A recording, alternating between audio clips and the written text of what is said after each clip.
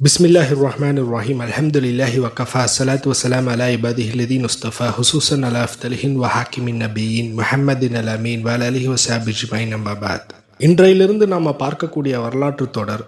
இந்த உலகத்துல நிறைய இன்ஃப்ளூயன்ஷியல் லீடர்ஸ் பர்சன்ஸ் நிறைய பேர் வந்திருக்கிறாங்க. அந்த லீடர்ஸுடைய அந்த வரலாற்றை நம்ம படிச்சு பார்த்தோம்னா அதுல அதிகமான படிப்பினை நம்மளால எடுக்க முடியும். இன்றைக்கு இப்ராஹிம் அலைஹிஸ்ஸலாத்து வஸ்ஸலாம் அவர்களுடைய மார்க்கத்தை பின்பற்றக்கூடிய 3 மதங்களாக இருக்கலாம். ஒன்று இஸ்லாமியர்கள், இன்னொன்று யூதர்கள், இன்னொன்று கிறிஸ்துவர்கள்.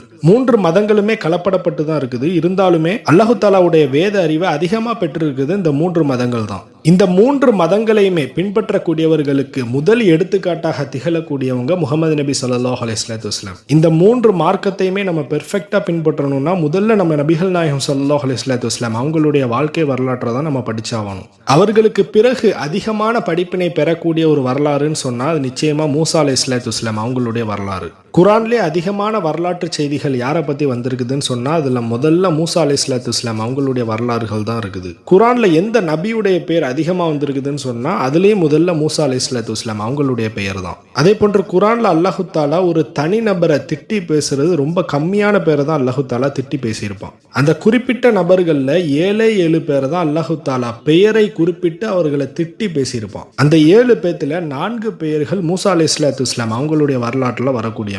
மூசா அலைஹிஸ்ஸலாம் வரலாற்றில் அல்லாத 3 பேர்ல ஃபர்ஸ்ட் இப்லீஸ் சைத்தான், இரண்டாவதாக முஹம்மது நபி ஸல்லல்லாஹு அலைஹி வஸல்லம் அவங்களுடைய வரலாற்றில் வரக்கூடிய அவங்களுடைய பெரிய தந்தை, அதாவது தப்பத்தியத்த சூறால வரும்ல அபூலஹப் பத்தி அல்லாஹ் தஆலா திட்டி பேசியிருப்பான். அதே சூறாலேயே அபூலஹபுடைய மனைவியான அர்வா பின் ஹர்ப், அதாவது உம்மு ஜமீல்னு சொல்லுவாங்க, அந்த மனைவியையும் பேரை மென்ஷன் பண்ணாம அல்லாஹ் தஆலா திட்டி பேசியிருப்பான். இது அல்லாம வரக்கூடிய 4 பேருமே மூசா அலைஹிஸ்ஸலாம் அவங்களுடைய வரலாற்றில் வரக்கூடியவங்க. அதில் ஒன்று ஃபிரௌன், இன்னொன்று காரூனு, இன்னொன்று ஹாமானு, இன்னொன்று சாமிரின். 5வதாக இன்னொரு ஒருத்தனும் இருக்கிறான், சூரா ஆராஃப்ல வரும். ஆனா இவனை பத்தி அல்லாஹ் தஆலா பெயரை மென்ஷன் பண்ணியிருக்க மாட்டான். இன்ஷா அல்லாஹ் மூசா அலைஹிஸ்ஸலாம் அவங்களுடைய வரலாற்றை பேசும்போது அவனை பத்தி நான் இன்ஷா அல்லாஹ் சொல்றேன். ஸோ இந்த 7 பேத்துலையுமே அதிகமா ஃபசாது செஞ்சவன், அல்லாஹ் தஆலா அதிகமா திட்டி பேசக்கூடியது யாருன்னு சொன்னா அது ஃபிரௌன் தான். அதே போன்று வேதக்காரர்களாக இருக்கலாம், யூதர்கள், கிறிஸ்துவர்கள், இவங்க எல்லாருமே மூசா அலைஹிஸ்ஸலாம் அவங்கள பத்தி ஸ்பெஷலா பேசுவாங்க.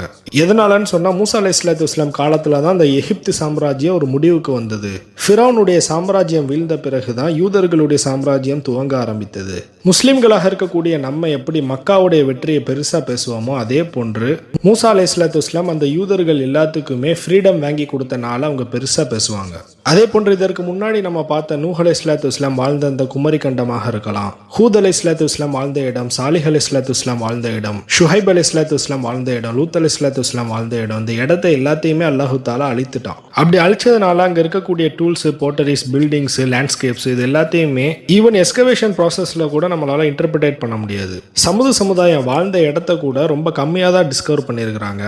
ஆனால் மூசா அலைஹிஸ்ஸலாம் வரலாற்றை பொறுத்த வரைக்கும் அல்லாஹ் தஆலா ஃபிரௌனுடைய சாம்ராஜ்யத்தில் உள்ள அந்த மக்களை தான் அழிச்சிருப்பான். அந்த ஊரை இன்னும் அழிக்காதனால அந்த ஊர்ல இருக்கக்கூடிய ஆர்ட், பிரமிட்ஸ், மொத்தமா அந்த ஊர்ல இருக்கக்கூடிய artefacts, architecture, biofacts, ecofacts, sites, இது எல்லாத்தையுமே ஆர்கியாலஜிக்கல் டிபார்ட்மெண்டால ஈஸியா டிஸ்கவர் பண்ண முடியும். இதுவரைக்கும் டிஸ்கவர் பண்ண ஆர்கியாலஜிக்கல் டீமா இருக்கலாம், எஸ்கவேஷன்ஸ் டீம், இவங்க எல்லாருமே ரிசர்ச் பண்ணதுல கடைசியா என்ன சொன்னாங்கன்னா, உலகம் தோன்றிய காலத்துல இருந்து மூசா அலைஹிஸ்ஸலாம் யூதர்களுக்கு ஃப்ரீடம் வாங்கி கொடுத்தாங்களா அந்த காலம் வரைக்குமே எல்லா துறையிலையுமே ஒரு சிறந்த வல்லரசு சாம்ராஜ்யமாக திகழ்ந்தது இந்த எகிப்து சாம்ராஜ்யம். அவங்க என்னெல்லாம் மென்ஷன் பண்ணியிருக்கிறாங்கன்னு சொன்னா, ஃபர்ஸ்ட் அந்த ஊர்ல நைல் நதி இருக்குது. ஸோ அங்கே அக்ரிகல்ச்சருக்கு எந்தவித பிரச்சனையும் இருக்காது, ஃபெர்டைல் நிறைந்த இடமா தான் இருக்கும்.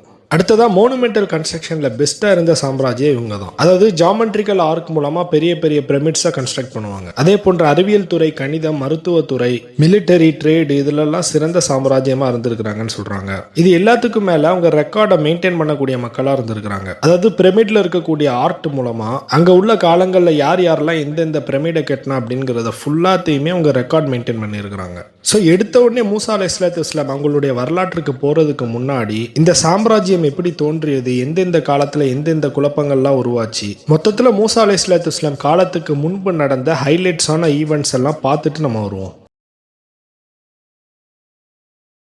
நம்ம ஏற்கனவே 42வது தொடர்ல பார்த்திருந்தோம். நூஹ் அலைஹிஸ்ஸலாம் காலத்திற்கு பிறகு பாபேல்ல வாழ்ந்த மக்கள் ஒரு மிகப்பெரிய கோபுரத்தை கட்டணும் அப்படின்னு அவங்க முடிவு பண்றாங்க. இந்த வரலாற்றின் இறுதியில அல்லாஹ் தஆலா ஒவ்வொரு மக்களுக்குமே பாஷையை மாத்தி விட்டுறான். அங்க ஒவ்வொருத்தங்களும் ஒவ்வொரு பாஷை பேசுறதுனால அவங்க எல்லாருமே ஒன்றாக சேர்ந்து வாழ முடியல. இப்போது அங்கு உள்ள மக்கள் எல்லாருமே மொழியின் அடிப்படையில் ஒவ்வொரு இடத்துக்கும் மைக்ரேட் ஆகி போறாங்க. அப்படி மைக்ரேட் ஆகி போனதுல ஹாமுடைய மகனான மிஸ்ரைம், இந்த மிஸ்ரைமுடைய வழித்தொண்டரிலிருந்து வந்த மக்கள் தான் எகிப்து நாட்டுக்கு போறாங்க. இப்ப இந்த மிஸ்ரைமுடைய ஜெனரேஷன்ல இருந்து வந்த மக்கள் எல்லாருமே எகிப்து நாட்டுல வாழ்றாங்க. இந்த எகிப்து நாட்டுக்கு எஜிப்ட் அப்படிங்கிற பெயர் இப்ப வந்த பேரு தான். அது கிரேக்க மொழியிலிருந்து தழுவப்பட்டது. ஏஜிபேட்டோஸ் அப்படின்னு சொல்லுவாங்க. அதுல இருந்து தான் எஜிப்ட்னு வந்தது. அப்ப இந்த எகிப்து நாட்டுக்கு பழைய பெயர் என்ன இருந்துச்சுன்னு சொன்னா மிஸ்ர் அப்படின்னு தான் சொல்லுவாங்க. அந்த மிஸ்ர் அப்படிங்கிற பெயர் எதனால வந்துச்சுன்னு சொன்னா, இந்த மிஸ்ரைமுடைய ஜெனரேஷன்ல இருந்து வந்த மக்கள் இந்த எகிப்து நாட்டில் வந்து வாழ்ந்தாங்கல்ல, அதனால தான் இந்த மிஸ்ரைம்ல இருந்து அந்த மிஸ்ர் அப்படிங்கிற வார்த்தை தழுவப்பட்டு அந்த ஊர்ல மிஸ்ர்வாசிகள் வாழ்ந்ததுனால மிஸ்ர் அப்படிங்கிற பெயர் வந்தது. இன்னொரு பெயர், அதாவது எகிப்து நாட்டை இன்னொரு பெயர் என்னன்னு சொல்லுவாங்கன்னா கெமெட் அப்படின்னு சொல்லுவாங்க. கெமெட் அப்படின்னு சொன்னா கருப்பு பிரதேசம் அப்படின்னு அர்த்தம். அங்கு விவசாயம் ரொம்ப செழிப்பா இருந்ததுனால, ஃபெர்டிலிட்டி அதிகமா இருந்ததுனால அங்கு வாழ்ந்த மக்கள் அந்த ஊரை வந்து கெமெட் அப்படின்னு அழைப்பாங்க. இன்னொரு பெயர் என்னன்னு சொன்னா தாவி அப்படின்னு சொல்லுவாங்க. தாவி அப்படின்னு சொன்னா 2 பிரதேசங்கள்னு அர்த்தம். எதனால 2 பிரதேசங்கள் அப்படின்னு சொல்றாங்கன்னா, இந்த மிஸ்ரைமுடைய ஜெனரேஷன்ல இருந்து வந்தவங்க அந்த எகிப்து நாட்டுக்கு போகும்போது தனித்தனியா பிரிஞ்சு போயிட்டாங்க, 2ஆக பிளவுபட்டு போயிட்டாங்க. அதுல ஒரு கூட்டம் அப்பர் ஈஜிப்ட் அதாவது ஈஜிப்ட்ல வாழ்ந்தாங்க, இன்னொரு கூட்டம் வந்து லோயர் ஈஜிப்ட் அதாவது வாழ்ந்தாங்க. அந்த மக்கள் எந்த மொழி பேசினாங்கன்னா கோப்டிக் லாங்குவேஜ் அப்படின்னு சொல்லுவாங்க, அதாவது ஏன்ஷியன்ட் எஜிப்தியன் லாங்குவேஜ். அதன் பிறகு யூசுப் அலைஹிஸ்ஸலாத்து வஸ்ஸலாம் காலத்திற்கு சற்று முன்பு நடந்த சம்பவம், ஹெக்சாசியர்களான அமலேக்கியர்கள் அந்த ஊரை படையெடுக்கிறாங்க, அதாவது இன்வைட் பண்றாங்க. அதன் பிறகு அமலேக்கியர்கள் அந்த ஊர் மக்களோடு கலந்த பிறகு அங்கு உள்ள மக்கள் அரபியும் பேச ஆரம்பிச்சாங்க. சரி, இப்போது ஆரம்பத்துல பாபேல்ல இருந்து மைக்ரேட் ஆகி வந்த அந்த மிஸ்ர்வாசிகள் எகிப்து நாட்டுல வடக்கு பக்கம் ஒரு சில மக்களும் தெற்கு பக்கம் ஒரு சில மக்களும் பிரிஞ்சு தான் வாழ ஆரம்பிக்கிறாங்க. ஆது சமுதாயம் எப்படி மிகப்பெரிய பலசாலிகளா இருந்தாங்களோ அதே போன்று இந்த மிஸ்ர்வாசிகளும் ரொம்ப பலசாலிகளா இருந்தாங்க. அதே சமயத்துல காட்டு மிராண்டிகளா இருந்தாங்க. அந்த எகிப்து நாட்டுல அந்த மக்கள் வடக்குலையும் தெற்குலையும் பிரிந்து இருந்தாங்கல்ல, அந்த இருவர்களுக்கும் நடுவுல அடிக்கடி போர் நடக்கும். அந்த போர்ல அநியாயமான முறையில ரத்தம் சிந்தக்கூடிய மக்களா தான் இருந்தாங்க. அவர்கள் எல்லாருமே காடுகள்ல வேட்டையாடி உணவு சாப்பிடக்கூடிய மக்களாக இருந்தாங்க. அங்கு வாழ்ந்த மக்களின் வாழ்வியல் முறையை ஆங்கிலேயர்கள் ஸ்கார்பியன் கிங்ஸ்ன்னு சொல்லிட்டு ஒரு சில டாக்குமெண்ட்ரி எடுத்திருக்கிறாங்க. அங்கு வாழ்ந்த 2 குரூப் ஆஃப் பீப்புளுக்கும் நடுவில் அடிக்கடி போர் நடந்ததற்கான முக்கியமான காரணம், அங்கே எகிப்துல வடக்குல வாழ்ந்த மக்கள் இந்த நைல் நதி எங்களுக்கு தான் சொந்தம்னு சொல்லுவாங்க. அதற்கு தெற்குல வாழ்ந்த மக்கள் இல்ல இந்த நைல் நதி எங்களுக்கு தான் சொந்தம்னு சொல்லுவாங்க. ஸோ இந்த நைல் நதிக்காக தான் வடக்கு மக்களுக்கும் தெற்கு மக்களுக்கும் நடுவில் அடிக்கடி போட்டி நடந்துகிட்டே இருந்துச்சு. அதுல இந்த தெற்கு மக்களை ஹெட்ஜெக்ட் அப்படின்னு சொல்லுவாங்க, வடக்கு மக்களை டெசரக்ட் அப்படின்னு சொல்லுவாங்க. இப்ப இந்த டெசரக்ட் மக்களுக்கும் ஹெட்ஜெக்ட் மக்களுக்கும் இடையில நடக்கக்கூடிய அந்த போர்களுக்கு முற்றுப்புள்ளி வைக்கும் விதமா ஒருத்தங்க வராங்க. அவங்க தான் ஃபர்ஸ்ட் ஃபிரௌன் என்று அழைக்கப்படக்கூடிய நார்மர்.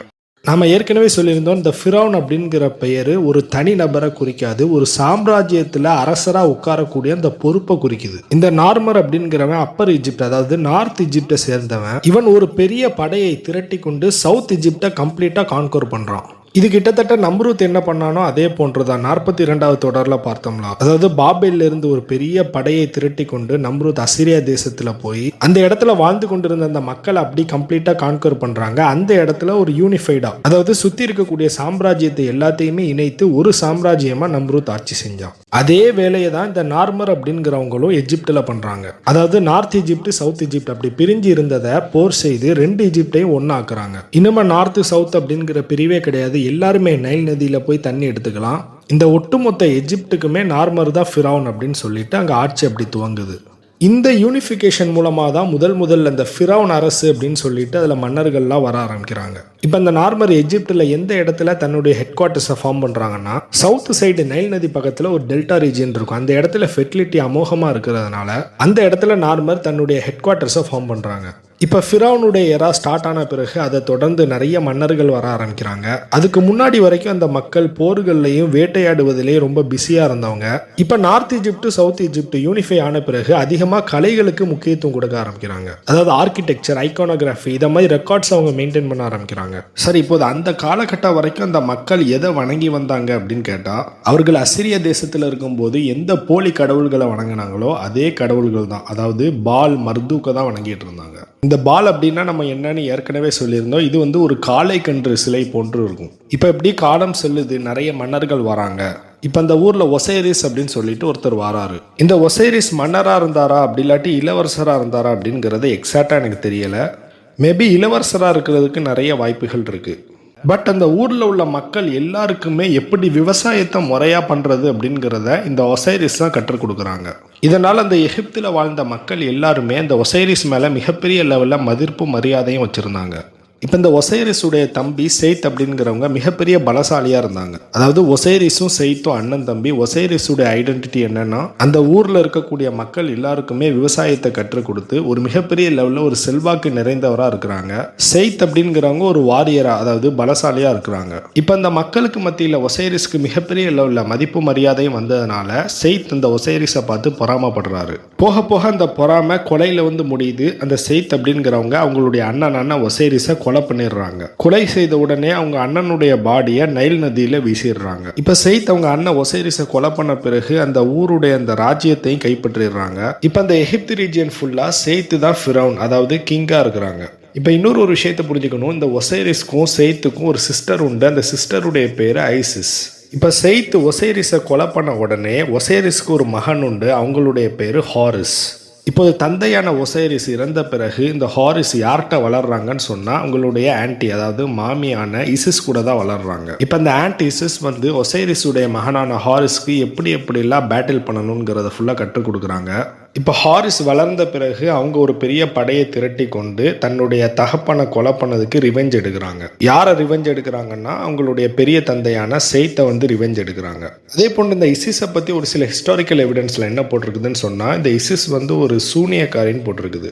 மேபி அந்த எகிப்தியர்கள் அப்பவே சாத்தானை வழிபடக்கூடிய மக்களாக இருந்திருக்கலாம், அல்லாஹு ஆலம். இப்போ கடைசியில் ஹாரிஸ் வந்து செயித்தை டிஃபீட் பண்ண உடனே ஹாரிஸ் அந்த எகிப்தை ஃபுல்லாக கைப்பற்றிடுறாங்க. இப்போ மொத்த எஜிப்தியன் சர்க்கம்ஸ்டன்ஸுக்கும் இந்த ஹாரிஸ் தான் கிங், அதாவது ஃபிரௌன். இப்போ இந்த ஹாரிஸ் அந்த எகிப்தை கைப்பற்றின பிறகுதான் ஃபித்னா ஆரம்பிக்குது. இப்போ இந்த ஹாரிஸ் அவங்களுடைய ஆண்டான, அதாவது அவங்களுடைய மாமியான இசிஸுடைய சொன்னபடி கேட்டு தன்னுடைய தகப்பன் ஒசைரிஸ் வந்து நைல் நதியில வீசி எறியப்பட்டாங்க.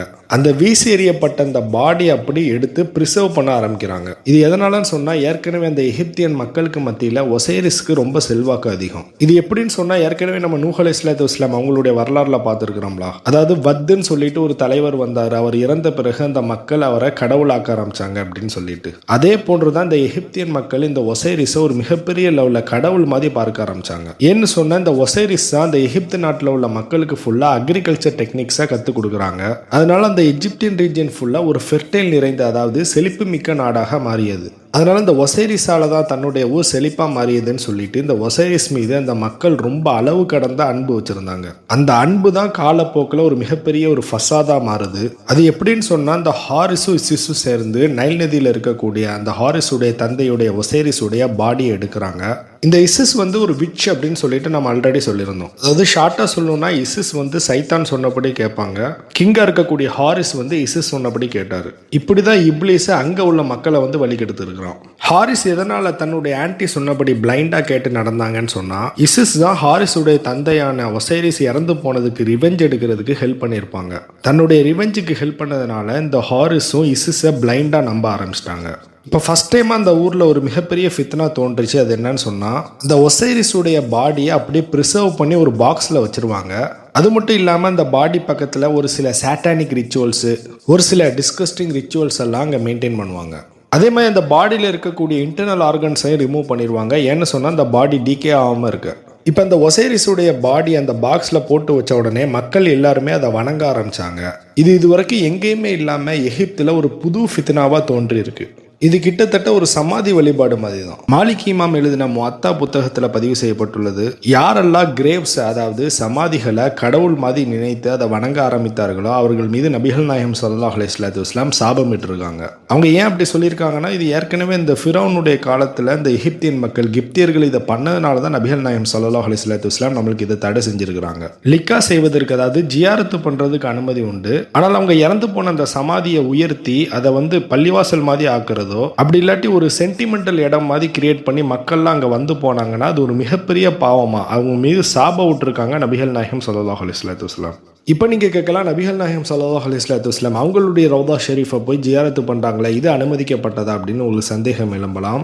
நம்ம எல்லா முஸ்லீம்களுக்கும் கடமை நம்ம தாய் தந்தையை விட அதிகமாக நம்ம நபிகள் நாயகம் ஸல்லல்லாஹு அலைஹி வஸல்லம் அவங்கள நேசிக்கணும். அதனால் அவங்கள போய் நம்ம ஜியாரத்து பண்ணோம்னா அதில் ஒரு லாஜிக் இருக்குது. இதுவே நம்ம ஊரில் இருக்கக்கூடிய ஒரு சில தர்காக்களை போய் நம்ம போய் ஜியாரத்து பண்ணுறோன்னா அதில் எந்த லாஜிக்குமே கிடையாது. ஏன்னா அந்த மண்ணில் இருக்கிறவங்க வந்து நன்மை பண்ணியிருக்காங்களா தீமை பண்ணியிருக்காங்களா அப்படிங்கிறதே நம்மளுக்கு தெரியாது. அது மட்டும் இல்லாமல் அந்த தர்காவை எழுப்பியதே ஒரு வியாபார நோக்கத்துக்கு தான் பண்ணியிருப்பாங்க. அந்த நாள்னு பார்த்து அந்த இடத்துல நிறைய கடைகள்லாம் இருக்கும், விளக்குகள், எண்ணெய் ஊற்றுவது, இதெல்லாம் இஸ்லாத்தில் ஒரு மிகப்பெரிய ஃபசாதாக தான் பார்க்கப்படுது. நம்ம ஜியாரத்து செய்கிறோன்னு சொன்னால் அவங்க நபிகள் நாயகம் ஸல்லல்லாஹு அலைஹி வஸல்லம் அவங்க வந்து நம்மளுடைய இறை தூதர், அவங்களுக்காண்டி ஜியாரத்து பண்ணலாம். அதே மாதிரி ஒரு சில தலைவர்கள்லாம் இஸ்லாத்துக்காண்டி தியாகம் பண்ணியிருப்பாங்க, அவங்கள போய் நம்ம ஜியாரத்து பண்ணலாம். அதே போன்று நம்மளுடைய தாய் தந்தையர் இறந்துட்டாங்கன்னா அவங்களுடைய கிரேவில் போய் நம்ம ஜியாரத்து பண்ணலாம். ஆனால் யாருன்னே தெரியாத ஒருத்தர் அந்த கிரேவில் கூட்டம் போனாங்கன்னா அது நிச்சயமாக முன்னோர்கள் வந்து வியாபார நோக்கத்தில் தான் பண்ணியிருப்பாங்க.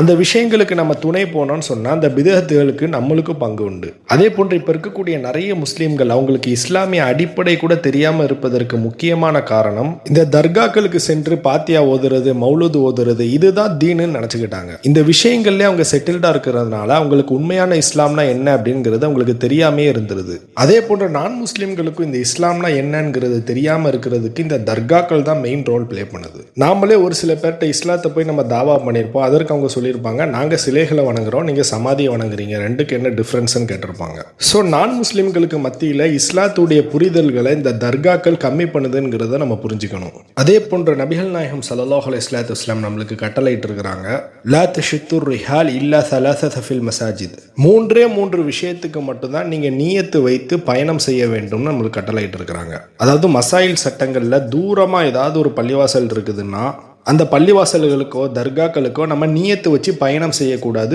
3 பள்ளிவாசல்களை தவிர.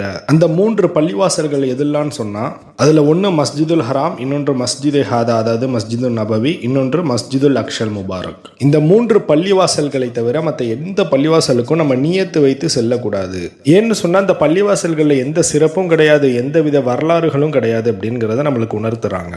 Okay, let me continue. இப்போ அந்த ஒசைரிஸுடைய டெட் பாடியை அப்படி ஒரு பாக்ஸில் ப்ரிசர்வ் பண்ணி வச்சதுனால அந்த மக்கள் எல்லாருமே அந்த பாக்ஸை வணங்க ஆரம்பிக்கிறாங்க.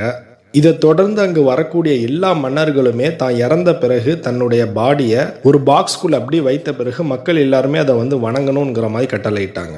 இதை தான் எஜிப்டியன் மம்மிஸ்ன்னு சொல்லிட்டு ஒரு சில டிஸ்கவரி சேனலில் டாக்குமெண்ட்ரிலலாம் நம்ம பார்த்துருக்குறோம். அதாவது ஒரு சில டெட் பாடிகளை ஃபுல்லாக அப்படி துணியால் சுற்றி வச்சு ஒரு பாக்ஸ்குள்ளே இருக்கும். இந்த எல்லா வழிகேடுகளையுமே முதல்ல துவங்கியது ஹாரிஸ் தான். அதாவது ஹாரிஸும் இசுஸும் சேர்ந்து முதல்ல இந்த ஃபித்னாவை துவக்கி வைக்கிறாங்க. அதற்கப்புறம் அந்த இறந்து போன பிணங்களை கடவுள்களாக மாற்றணும்னு சொல்லிட்டு ஒரு சில சிம்பிள்ஸ், அதாவது ஷிஹர் சம்பந்தப்பட்ட முத்திரைகள், சிகில்ஸ்ன்னு சொல்லுவாங்க, இந்த சிம்பிள்ஸை அந்த டெட் பாடி மேலே பிளேஸ் பண்ணுறாங்க. அது மட்டும் இல்லாமல் அந்த டெட் பாடியுடைய ஃபேஸை கோல்டால் கவர் பண்ணுறாங்க. இந்த பாடி அப்படி சாக்ரோஃபகஸில் பிளேஸ் பண்ணப்பட்டு இதற்கென்றே ஒரு இண்டிவிஜுவலாக ஒரு டூம் ரெடி பண்ணி அதில் அப்படி அதை பரி பண்ணிடுறாங்க.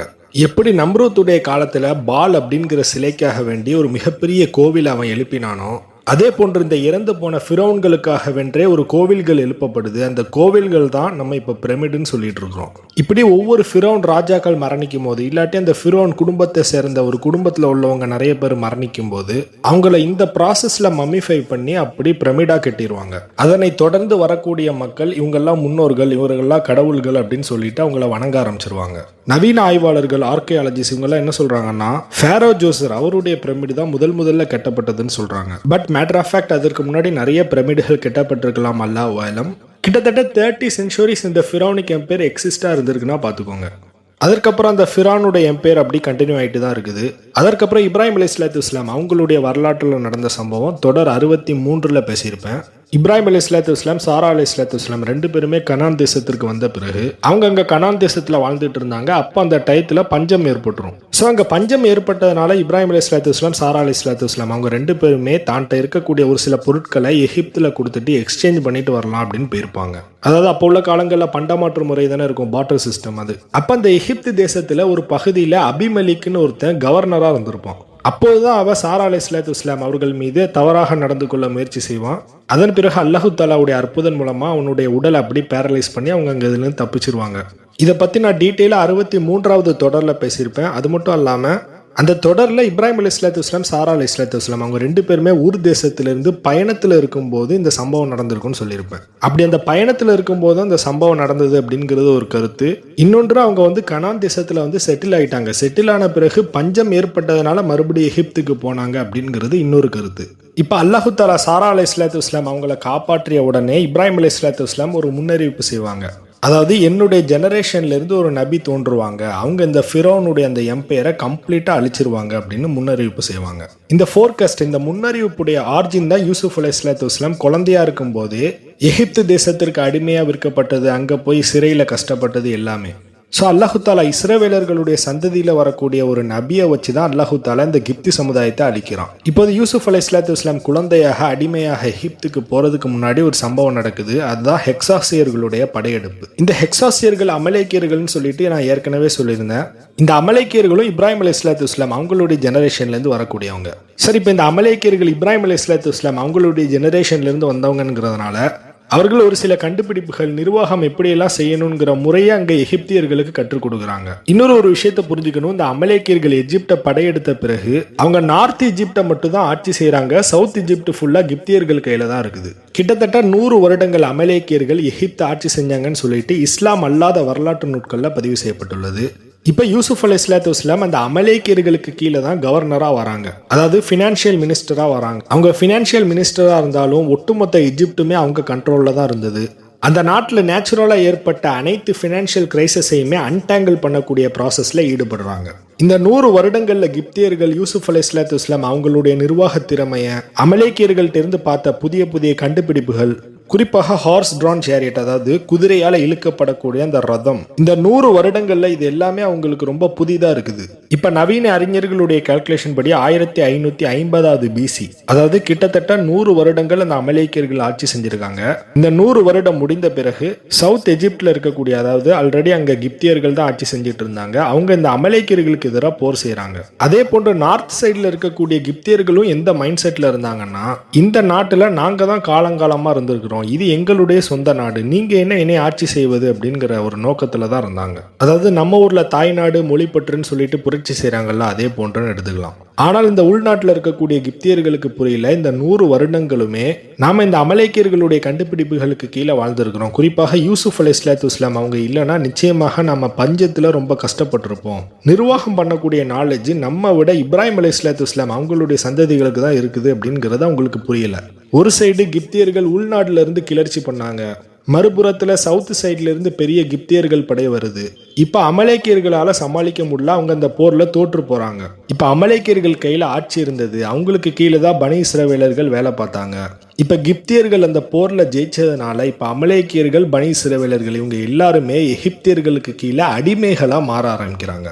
இதற்கு முன்னாடி கல்வி அறிவு இல்லாத காட்டு மிராண்டிகளான இந்த கிப்தியர்கள் இப்ப அமலேக்கியர்கள்ட்டையும் இஸ்ரவேலர்கள்ட்டையும் கல்வி ஞானத்தை கற்றுக்கொண்ட பிறகு கல்வி, காட்டு மிராண்டித்தனம் இது ரெண்டும் கலந்த ஒரு மிகப்பெரிய ஒரு எம்பையரை உருவாக்குறாங்க. இதற்கு எடுத்துக்காட்டாக ஒரு விஷயத்த சொல்றேன். 18வது நூற்றாண்டு வரையுமே வல்லரசா இருந்தவங்க இஸ்லாமியர்கள் தான். அதே போன்று இப்ப இருக்கக்கூடிய கண்டுபிடிப்புகள் இருக்கலாம், இது எல்லாத்துக்குமே அடித்தளமிட்டதும் இஸ்லாம் தான். இதை ஏன் சொல்றேன்னா, இந்த வெள்ளக்காரங்க எல்லாருமே பாக்தாது, அந்தலூசியானா ஸ்பெயின், இங்க தான் ஃபர்ஸ்ட் கல்வி கட்டுறாங்க. இப்ப இங்கிலீஷ் லாங்குவேஜ் தானே பேர்ன் வேர்ல்டு லாங்குவேஜா இருக்குது, அப்ப அரபிக் தான் இருந்தது. இந்த இஸ்லாமிக் நாடான பாக்தாது, அந்தலூசியால அங்க கல்வி கட்டுற இந்த வெள்ளையர்கள் தான் இப்ப பிரிட்டன், அமெரிக்கான்னு சொல்லிட்டு ஒரு மிகப்பெரிய வல்லரசு நாடா மாறி இருக்கிறாங்க. எடுத்துக்காட்டாக இந்த அல்ஜிப்ரா, டிக்னாமெட்ரி இது எல்லாமே அப்பாசிய கிலாஃபத் அதுல இருந்து வந்ததுதான். அதே போன்று இந்த கிரேட் ஃபார்மகாலஜி, இப்னு சீனா ரஹ்மத்துல்லாஹி அலைஹி அவங்கள பத்தி நீங்க படிச்சு பாருங்க, தெரியும். ஸோ இந்த கண்டுபிடிப்புகள் எல்லாத்துக்குமே அடித்தளமிட்டது இஸ்லாம் தான். அதே போன்றுதான் அப்பவும் நடந்தது. அதாவது எகிப்து மிகப்பெரிய வல்லரசானதற்கான காரணம் இந்த இஸ்ரவேலர்கள், அமலேக்கியர்கள். ஏன்னு சொன்னா, இந்த அமலேக்கியர்கள்ட்ட இருந்தா அவங்க கவர்னர்ஸ், அட்மினிஸ்ட்ரேஷன், மேனேஜ்மெண்ட் ஸ்ட்ராட்டஜிஸ் இது எல்லாமே கத்துக்கிறாங்க. அப்படி கத்துக்கிட்டு அவங்க அதை நல்ல விஷயத்துக்கு தானே யூஸ் பண்ணணும். இயற்கையாகவே காட்டு மிராண்டித்தனம் கொண்ட அந்த கிப்தியர்கள் இப்ப அந்த அறிவும் கிடைச்சதுனால அதை தப்பான வழியில யூஸ் பண்றாங்க. அதுல ஒரு பார்ட்டு தான் அதுல பனி இஸ்ரவேலர்களை அடிமைகளா மாத்திடுறாங்க. அந்த ஊர்ல சிலைகள், பிரமிடுகள் இதெல்லாம் கன்ஸ்ட்ரக்ட் பண்றதுக்கு கொத்தடிமைகளை இந்த பனி இஸ்ரவேலர்கள் மாறிடுறாங்க. அதுல ரூபன், லேவி, சிமியோன், ஜூதா, இசஹார், ஜெப்லூன், யூசுப் அலைஹிஸ்ஸலாத்து வஸ்ஸலாம், புன்யாமின் அலைஹிஸ்ஸலாத்து வஸ்ஸலாம், தான், நெஃப்தலிஹு, காது, அஸ்ஸார், இந்த 12 இஸ்ரவேலர்களும் மொத்தம் 11 பேர் யூசுப் அலைஹிஸ்ஸலாத்து வஸ்ஸலாம் கவர்னராக இருக்கும் போது வந்திருப்பாங்க. இப்போ அந்த 12 பேருடைய சந்ததிகள் அமலேக்கியர்கள் இவங்க எல்லாத்தையுமே கிப்தி சமுதாய அடிமைகளாக ஆக்கிட்டாங்க. இப்போ அந்த ஃபிரௌன் அரசு அந்த கவர்மெண்ட்டை ரன் பண்ணுறதுக்கு அப்படி பிரமிடு ஸ்ட்ரக்சரில் அப்படி ஃப்ளோவாக வந்திருக்கும். அதை நான் ப்ரெசென்ட் பண்ணுறேன், அதில் நீங்கள் பாருங்கள். அதில் முதல் தளத்தில் ஃபிரௌன் இருப்பான். இரண்டாவது தரத்தில் கவர்மெண்ட் அஃபீஷியல்ஸ்னு சொல்லக்கூடிய விசாரு, பிரீஸ்ட், நோபல், மந்திரிகள்லாம் இருப்பாங்க. மூன்றாவது தரத்தில் அந்த அரசுக்கு கீழே வேலை பார்க்கக்கூடிய சோல்ஜர்ஸ் அவங்கெல்லாம் இருப்பாங்க. நான்காவது தரத்தில் அந்த அரண்மனையில் வேலை பார்க்கக்கூடிய வேலைக்காரங்க. ஐந்தாவதாக அந்த ஊரில் இருக்கக்கூடிய பெரிய பெரிய வியாபாரிகள். ஆறாவதாக அந்த ஊரில் இருக்கக்கூடிய பெரிய பெரிய இன்ஜினியர்ஸ், கிராஃப்ட்மேன். ஏழாவதாக அந்த இன்ஜினியர்ஸுக்கு கீழே வேலை பார்க்கக்கூடியவங்க. எட்டாவதாக கொத்தடிமைகள், கூலிகள். இதுல இந்த கடைசி தளத்தில் இருக்கக்கூடிய அந்த 3 தளங்கள்ல தான் பனி இஸ்ரவேலர்கள்லாம் இருந்தாங்க. சரி, இப்போது அடிஷனல் டாபிக்கா அந்த பிரமிட்லாம் எப்படி கன்ஸ்ட்ரக்ட் பண்ணப்பட்டது அப்படிங்கிறத பார்ப்போம். இந்த பிரமிடு யாரால கட்டி முடிக்கப்பட்டதுன்னு சொன்னா, அந்த பிரமிடுல கடைசி 3 தளங்கள்ல பார்த்தோம்ல, அந்த 3 கேட்டகரி ஆஃப் பீப்புள் தான் இந்த பிரமிடு கட்டுவதற்கு முக்கியமான காரணமா இருந்தாங்க. அவங்க ஒழுங்கா வேலை பார்க்காங்களா இல்லையா அப்படிங்கிறத ஃபுல்லா பார்க்கக்கூடியவங்க இந்த 3வது தளத்தில் இருக்கக்கூடிய சோல்ஜர்ஸ். அவர்கள் வேலை பார்த்ததற்கான கரெக்டான கூலி அவங்களுக்கு கொடுக்க மாட்டாங்க. யாராவது ஒருத்தர் சின்ன தப்பு பண்ணா கூட ரொம்ப அநியாயமான முறையில் பனிஷ் பண்ணுவாங்க. அந்த பிரமிடுகளை கட்டுவதற்கு stone cutting methods, construction techniques இது எல்லாமே இப்போ உள்ள காலங்களில் கூட எக்ஸிக்யூட் பண்ணுறது ரொம்ப கஷ்டம். ஏன்னு சொன்னால் அவங்க அந்த பிரமிட் கட்டுவதற்கு யூஸ் பண்ணக்கூடிய அந்த limestone blocks, granite blocks இது எல்லாமே மினிமம் 2.5 டன்ஸுக்கு மேலே இருக்கும். அதே போன்ற இந்த ஒவ்வொரு பிளாக்ஸுக்கும் இடையில மிக்சராக என்ன யூஸ் பண்ணியிருக்கிறாங்கன்னா, நைல் நதியில் கிடைக்கக்கூடிய அந்த sand, water, gypsum, lime mixture இதெல்லாமே மிக்ஸ் பண்ணி கிராவலாக யூஸ் பண்ணியிருக்கிறாங்க. நவீன ஆர்கியாலஜிஸ்ட்லாம் சொல்கிறாங்க, இந்த ஒவ்வொரு பிளாக்கையுமே கிட்டத்தட்ட 800 கிலோமீட்டர் தொலைவில் இருக்கக்கூடிய அஸ்ஃபான் என்று சொல்லக்கூடிய அந்த குவாரியிலிருந்து தான் ஒவ்வொரு பிளாக்ஸையுமே போட்டில் வச்சு நைல் நதியிலிருந்து அப்படி டிரான்ஸ்போர்ட்டேஷன் பண்ணாங்க. அந்த பிரமிடுடைய அவுட்டர் சேம்பர் ஃபுல்லாக லைம் ஸ்டோனால பில்ட் பண்ணியிருப்பாங்க. இன்னர் சேம்பர் ஃபுல்லாக கிரானைட்டு தான். அமலேக்கியர்கள் வருவதற்கு முன்னாடி ஒவ்வொரு பிளாக்ஸையுமே டிரான்ஸ்போர்ட் பண்ணதுக்கு ரொம்ப கஷ்டப்பட்டுட்டு இருந்தாங்க. அவங்க வந்ததுக்கு அப்புறம் வீல்ஸ் அதெல்லாம் வந்ததுனால வீல்ஸ் உடைய உதவியில ஒவ்வொரு பிளாக்ஸையுமே டிரான்ஸ்போர்ட்டேஷன் பண்ணாங்க. வீல்ஸ் எல்லாம் கண்டுபிடிக்கிறதுக்கு முன்னாடி ரேம்ஸ், ஸ்லெட்ஜஸ் வச்சு தான் அதை மூவ் பண்ணியிருக்கிறாங்க. அந்த பிரமிட்ல யூஸ் பண்ணப்பட்ட ஒவ்வொரு பிளாக்ஸையுமே லிஃப்ட் பண்றதுக்கு, மூவ் பண்றதுக்கு, அதே போன்ற ஒவ்வொரு பிளாக்ஸையுமே மேல மேல அடுக்கி வைப்பதற்கு லிவர்ஸ், புல்லிஸ் எல்லாம் யூஸ் பண்ணியிருக்கிறாங்க. இது எப்படின்னா ஒரு உட்டன் ராட சென்டர்ல வச்சிருவாங்க. ரைட் சைட்ல ஒரு பிளாக்கை கைத்தால கட்டிடுவாங்க. இப்போ இன்னொரு சைடில் ஸ்டோன்ஸை வச்சு அதை மூவ் பண்ணுறது மூலமாக ஒவ்வொரு இடத்துலையும் மேலே மேலே பிளேஸ் பண்ணலாம். இந்த டெக்னிக் பேர் ஷடோஃப் அப்படின்னு சொல்லுவாங்க. இந்த டெக்னிக் அப்படியே அக்ரிகல்ச்சரில், அதாவது கீழிருந்து தண்ணி எடுக்கிற அதே டெக்னிக் தான் இதுலேயும் யூஸ் பண்ணியிருக்கிறாங்க. அதே போன்ற ஹெவியான ஸ்டோன்ஸ் எல்லாம் உடைக்கிறதுக்கு காப்பர் டோலரைட்டால் செய்யப்பட்ட டூல்ஸை யூஸ் பண்ணியிருக்கிறாங்க. அதே போன்ற ஸ்டோனில் இருக்கக்கூடிய ஒரு சில ஹோல்ஸில் வாட்டர் அப்சர்ப்ஷன் மூலமாக அந்த ஸ்டோன் கம்ப்ளீட்டாக பிரேக் ஆயிருங்கிற டெக்னிக்கையும் யூஸ் பண்ணியிருக்கிறாங்க. மொத்தத்தில் இந்த அமலேக்கியர்கள், பனி இஸ்ரவேலர்கள் எல்லாருமே இந்த பிரமிடு கட்டுவதற்கு தன்னுடைய உயிரை கூட தியாகம் பண்ணியிருக்கிறாங்க. எப்படின்னு சொன்னால், ஒவ்வொரு பிளாக்ஸையுமே லிஃப்ட் பண்ணும் போது, மூவ் பண்ணும் போது ப்ராப்பரான சேஃப்டி மெஷர்ஸை ஃபாலோ பண்ண மாட்டாங்க. இதனால் அந்த பிரமிடு கட்டும் போது ஏகப்பட்ட உயிரிழப்புகள் ஏற்பட்டிருக்குது.